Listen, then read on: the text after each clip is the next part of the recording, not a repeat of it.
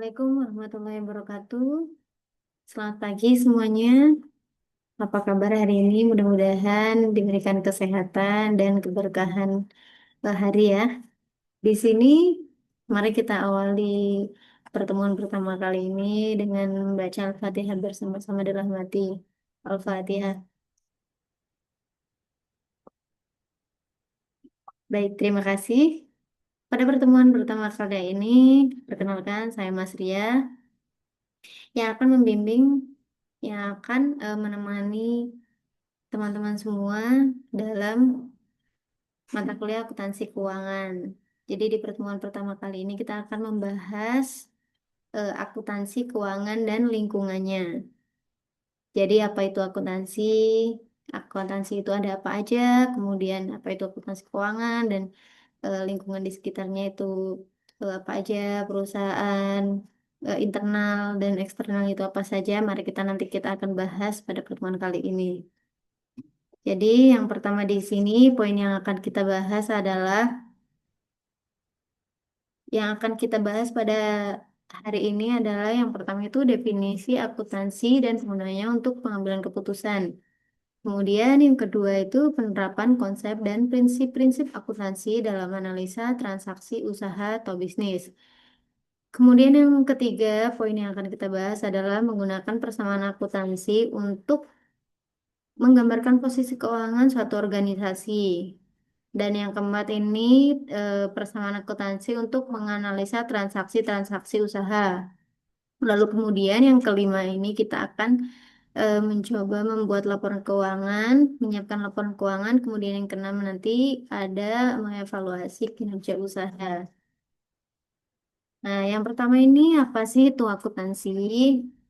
Teman-teman mungkin di sini sudah tidak asing lagi ya. Jadi akuntansi itu apa gitu? Baik, akuntansi itu secara umum adalah proses sistematis untuk satu, mengidentifikasi transaksi yang bernilai ekonomi, kemudian mencatat transaksi secara kronologis, kemudian mengklasifikasikan akun ke dalam kelompok tertentu, yaitu misalnya ke dalam aset, liabilitas, beban, dan lain-lain. Kemudian yang keempat itu mengikhtisarkan ke dalam laporan, dan yang terakhir menganalisis dan menafsirkan informasi keuangan. Jadi akuntansi di sini adalah sistem informasi,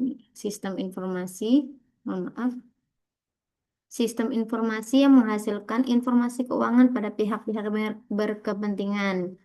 Jadi sesuai yang disebutkan tadi, yang dijelaskan yaitu proses mengidentifikasi, kemudian mencatat, mengklasifikasikan, mengintisarkan, dan menjaga informasi. Nah, ini terkait tentang transaksi keuangan yang mana nanti akan disajikan dalam bentuk laporan untuk digunakan dalam pengambilan keputusan, baik itu dari internal perusahaan maupun eksternal perusahaan nantinya. Lanjut, ini pengguna informasi akuntansi. Jadi siapa aja di sini yang memerlukan informasi akuntansi. Nah, ini tujuan akhirnya nanti dari akuntansi ini yaitu menghasilkan informasi keuangan yang relevan, kemudian andal dan dapat digunakan untuk pengambilan keputusan ekonomi sesuai dengan pengertiannya tadi ya.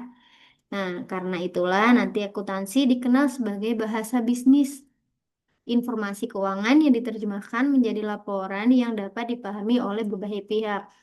Jadi berbagai pihak di sini itu siapa aja? Yang pertama itu ada pihak eksternal, kemudian yang kedua ada eksternal.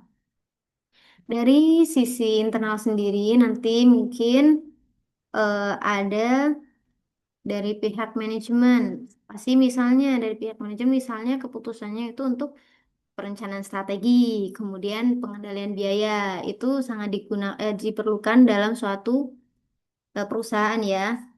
Kemudian yang kedua ini ada bagian keuangan. Sudah pasti bagian keuangan ini sangat memerlukan sekali informasi akuntansi untuk misalnya pengelolaan arus kas, kemudian investasi, dan juga kemudian pembiayaan itu sangat diperlukan karena berbagai apa ya keputusan berdasarkan informasi akuntansi yang didapatkan. Nah, dari sisi internal mungkin ada dari divisi produksi dan pemasaran.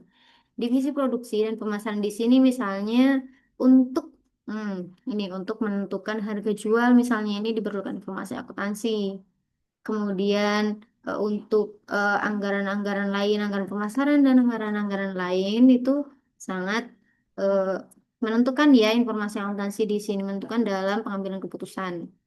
Kemudian dari sisi eksternal sendiri di sini, sisi eksternal ini ada investor. Jadi nanti investor ini kaitannya dengan misalnya untuk membeli, menjual atau menahan saham mereka gitu berdasarkan nanti informasi akuntansi yang mereka dapat. Tentu melalui misalnya laporan keuangan. Kemudian yang kedua ini ada dari kreditur atau bank. Nah, ini si pihak bank ini berhak untuk memberikan atau menolak pinjaman dari suatu perusahaan yang akan mengajukan utang ke mereka itu si bank ini melihat dari sisi akuntansinya, dari akuntansi keuangannya, misalnya dari laporan keuangannya. Nah, si bank ini berhak untuk eh, menolak atau memberikan pinjaman melalui informasi tersebut. Kemudian ada siapa lagi di sini? Ada pemerintah. Nah, pemerintah di sini apa yang mereka lihat? Nah, yang mereka lihat, apa yang mereka dapatkan dari informasi akuntansi di sini? Yang mereka dapatkan adalah pajak. Mereka melihat pajak dan kepatuhan regulasi dari laporan keuangan yang perusahaan buat. Nah, ini dari sisi eksternal. Kemudian yang paling dekat dengan perusahaan yaitu pelanggan atau pemasok. Nah, ini nanti pelanggan atau pemasok akan melihat dari sisi stabilitas perusahaan, misalnya dari laporan dari ini rasio solvabilitas, likuiditas, dan lain sebagainya. Nah, ini semua informasi-informasi akuntansi ini diperlukan baik dari internal ataupun eksternal perusahaan. Kemudian, mengapa akuntansi penting untuk keputusan? Nah, dari sisi eksternal dan internal tadi kita sudah tahu nih. Jadi, akuntansi itu penting untuk apa? Satu, membantu menilai keberhasilan usaha, melalui misalnya laba rugi, gitu ya. Dan kemudian ada yang kedua ini menentukan kewajiban investasi dan pembiayaan. Ini sangat menentukan ya. Dan selanjutnya mengukur kemampuan bayar utang melalui misalnya rasio-rasio likuiditas, solvabilitas, gitu ya. Lanjut, ini membantu perencanaan dan pengendalian usaha. Kemudian, nah di sini kita lihat contoh keputusan bisnis yang bisa diambil dari kita melihat laporan keuangan. Misalnya nih, ternyata oh perusahaan A labanya turun. Nah, labanya turun ini menandakan apa? Laba turun ini menandakan ini mengurangi biaya tidak efisien, mengevaluasi strategi penjualan. Jadi ini suatu keputusan yang harus diambil ketika perusahaan mengalami penurunan laba. Kemudian apalagi misalnya, oh si perusahaan ini kasnya udah menipis. Jadi keputusan apa yang harus diambil oleh seorang manajer keuangan? Misalnya menunda ekspansi. Jadi tadinya itu si perusahaan akan melakukan ekspansi besar-besaran, ternyata kasnya menipis. Jadi harus mengambil keputusan menunda ekspansi, kemudian mencari pendanaan, bisa dari bank, dari utang lain ataupun yang lainnya. Nah, gimana kalau misalnya penjualan naik? Apa yang akan diambil oleh perusahaan mengambil keputusan apa? Kalau penjualannya naik, otomatis kan ini menambah kapasitas produksi misalnya, karena penjualannya naik. Berarti misalnya nih perusahaan tersebut menjual sepatu, ternyata penjualannya di pasaran itu laku keras, maka si perusahaan ini mengambil keputusan untuk menambah stok produk gitu ya dan lain sebagainya. Misalnya kayak utang tinggi, oh ternyata perusahaan punya utang tinggi, berarti apa yang harus dilakukan? Restrukturisasi pembayaran gitu ya. Dan ekuitas bertumbuh misalnya berarti harus mengeksplorasi pasar baru, ya seperti kayak ekspansi gitu ya. Hmm. Lanjut, ini tentang konsep dan prinsip akuntansi. Sebelum kita konsep kita lanjut ke konsep dan prinsip. Ini sebenarnya akuntansi ini memiliki dasar pedoman, yaitu SAK, Standar Akuntansi Keuangan. Nah, SAK di sini itu mengacu pada IFRS, kayak standar internasionalnya akuntansi itu namanya IFRS. Kemudian SAK di sini digunakan untuk menciptakan keseragaman, meningkatkan transparansi, memfasilitasi perbandingan kinerja antar perusahaan, kemudian memastikan kepatuhan terhadap regulasi. Nah, SAK di sini dibuat oleh siapa? SAK di sini dibuat oleh Ikatan Akuntan Indonesia. Pasti teman-teman di sini sudah nggak asing lagi ya tentang Ikatan Akuntansi di Indonesia. Begitu pula di negara lain, mungkin di negara lain juga memiliki ini sendiri ya, apa namanya kayak organisasi sendiri untuk menentukan SAK ini, gitu ya. Jadi sebenarnya konsep itu apa? Konsep akuntansi di sini yaitu landasan berpikir dalam menyusun informasi keuangan. Ini landasan berpikir. Jadi konsepnya ada apa aja? Yang pertama ada konsep entitas. Jadi kita harus membedakan pemilik itu tidak sama dengan perusahaan. Ya, kita harus bisa membedakan itu. Kemudian yang kedua ini ada kelangsungan usaha. Konsep di sini jadi eh, mau perusahaan, jadi di sini itu tidak dipandang mau perusahaan itu mau bangkrut atau penjualannya menurun atau apa. Pokoknya konsep akuntansi di sini perusahaan dianggap terus beroperasi, gitu ya. Kemudian konsep yang ketiga itu ada harga perolehan. Harga perolehan di sini dicatat berdasarkan biaya perolehan. Kemudian yang keempat ini ada dasar akrual di mana pendapatan nanti diakui saat diperoleh. Jadi akuntansi tidak memandang eh, perusahaan itu mendapatkan cashnya itu di tanggal berapa. Yang penting ketika eh, transaksi dilakukan yaitu dicatat, ya.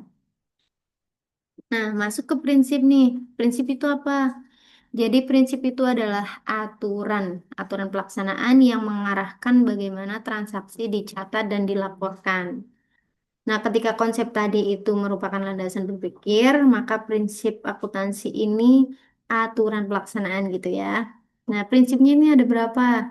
Ada 5 yang harus kita patuhi. Yang pertama itu tentang pengakuan pendapatan. Seperti konsepnya yang tadi di accrual basis itu, jadi pendapatan diakui saat jasa atau barang telah diberikan. Nah, bukan saat kas diterima.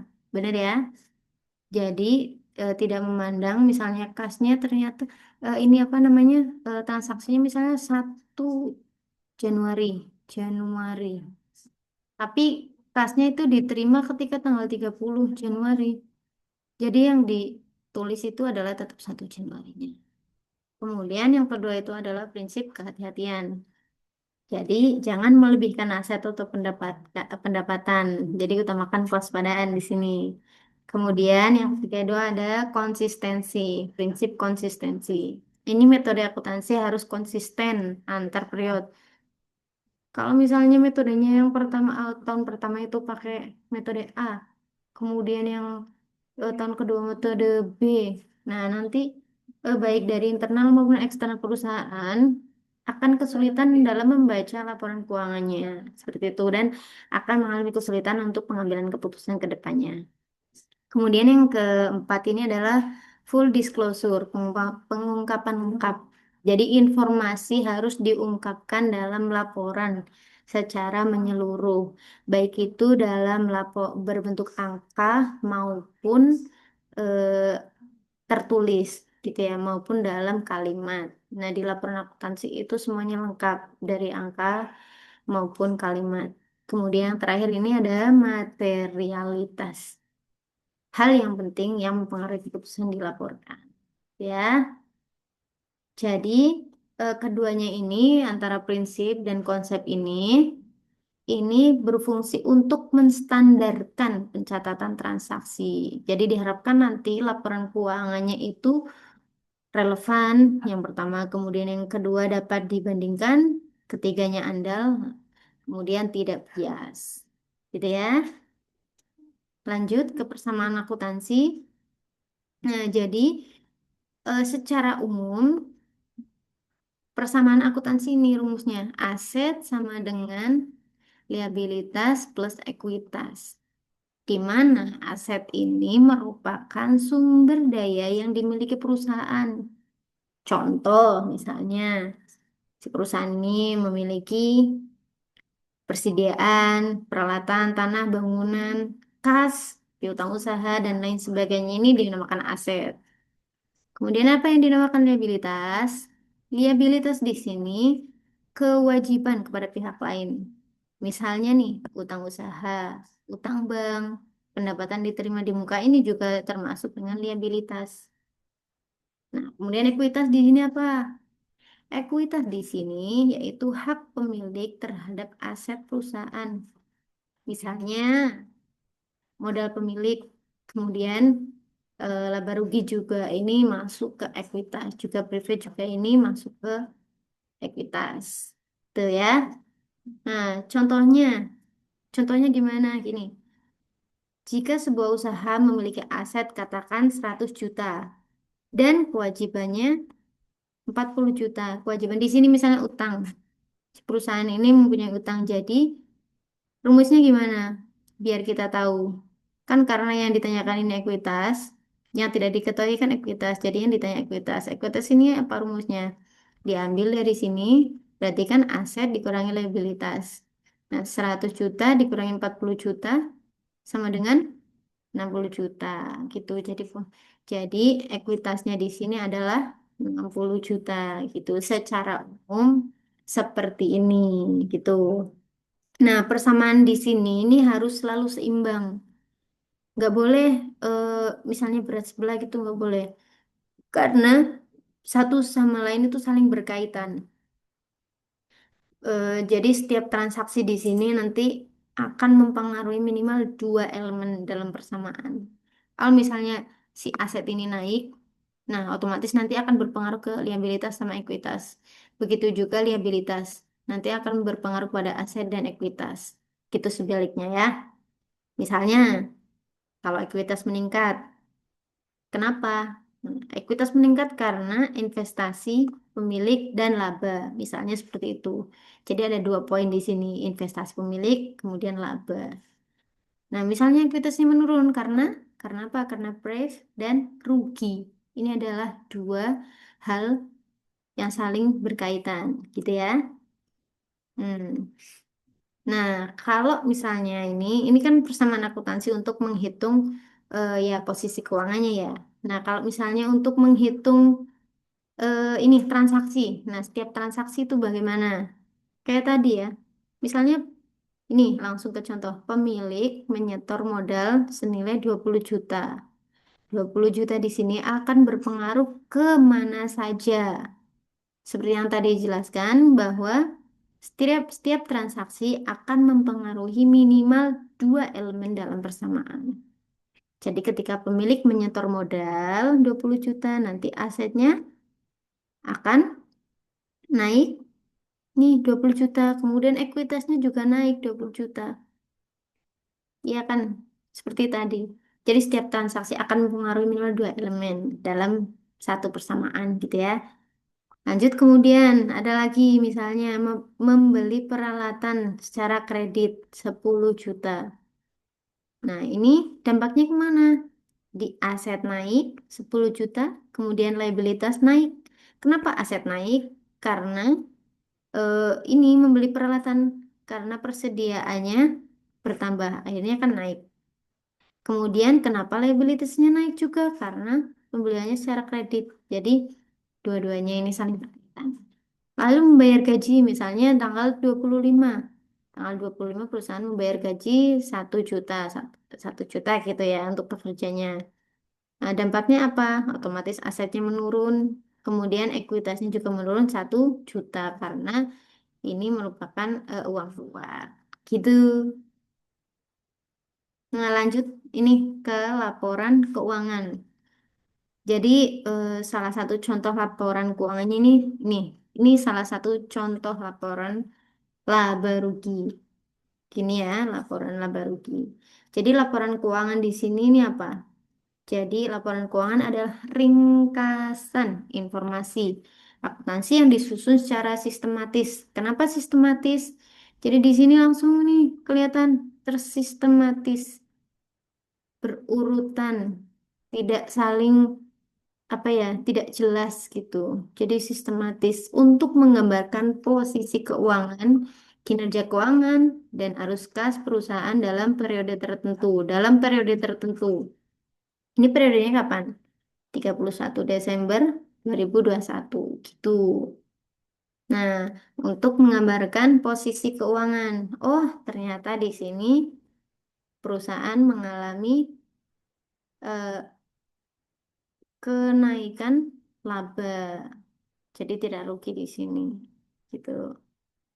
Nah, laporan keuangan ini biasanya yang secara umum ini ada 4 laporan keuangan utama. Yang pertama tadi laporan laba rugi yang tadi dicontohkan, kemudian ada laporan perubahan ekuitas. Ini perubahan modal, gitu ya. Terus ketiga itu ada laporan posisi keuangan atau biasa disebut dengan laporan neraca. Ini apa ya? eh, Elemennya ada aset, liabilitas, sama ekuitas di sini. Kemudian yang terakhir ini adalah laporan arus kas, di mana laporan arus kas di sini meliputi aktivitas operasional, investasi, dan pendanaan. Aktivitas operasional itu misalnya apa? Nah, misalnya perusahaan itu memproduksi sepatu ya. Berarti ketika dari apa namanya aktivitas operasional itu dari pembelian bahan baku hingga ke jadinya, hingga ke penjualannya dan perusahaan mendapatkan uangnya kembali gitu ya. Itu namanya aktivitas operasional seperti itu. Nah, misalnya nih ada contoh hubungan antar laporan. Jadi ketika laba bersih dari laporan laba rugi itu masuknya kemana? Masuknya ke laporan perubahan ekuitas. Nanti laporan laba rugi di sini akan berpengaruh pada perubahan ekuitas, perubahan modal.